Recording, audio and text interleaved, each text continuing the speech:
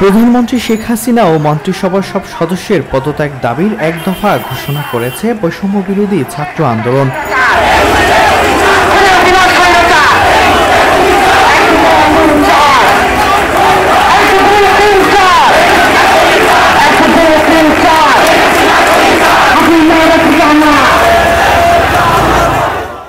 একই সঙ্গে সবার কাছে গ্রহণযোগ্য ব্যক্তির নেতৃত্বে জাতীয় সরকার গঠনের দাবি জানানো হয়েছে।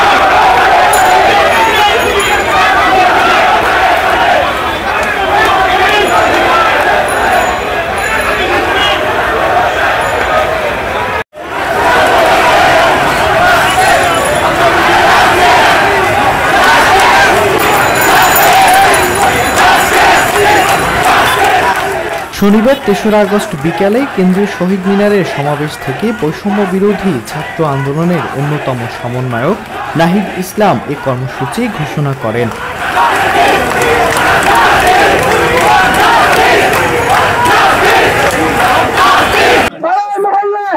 আপনারা বিক্ষোভে নেমে আসুন এবং গণঅভ্যুত্থান তৈরি করুন এবং আমরা অতি শীঘ্রই মহারাষ্ট্র ঢাকা ঘোষণা করব। বাংলাদেশের মানুষকে আমরা এখানে দেখেছি যে বিশ্ববিদ্যালয়গুলো দালাল ভিসি প্রক্টর গুলো এখনো ক্যাম্পাস বন্ধ করে রেখেছে। আমরা 24 ঘন্টার আলটিমেটাম দিচ্ছি সকল পাবলিক বিশ্ববিদ্যালয় খুলে দিতে হবে। এ সময় রোববার ৪ আগস্ট থেকে সারা দেশে অসহযোগ আন্দোলন চালিয়ে যাওয়ার ঘোষণাও দেন নাহিদ ইসলাম।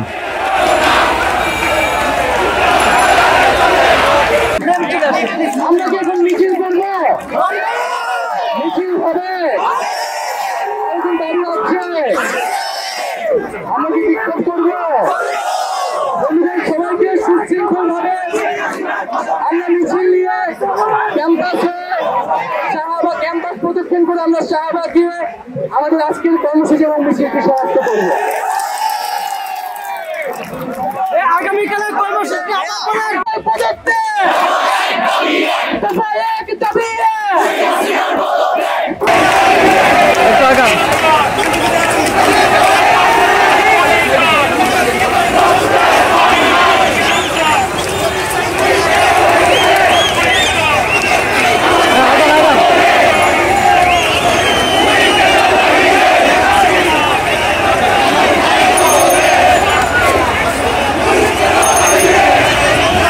দর্শক, যেমনটি দেখছেন আজকে বৈষম্য বিরোধী ছাত্র আন্দোলনের ব্যানারে জনসাধারণের যে সম্পৃক্ততা, সেই সম্পৃক্ততার যেই প্রভাব সেটি কিন্তু ঢাকা বিশ্ববিদ্যালয়ের যে কেন্দ্রীয় শহীদ মিনার, সেই শহীদ মিনার জুড়ে পড়েছে এবং আমরা দেখতে পাচ্ছি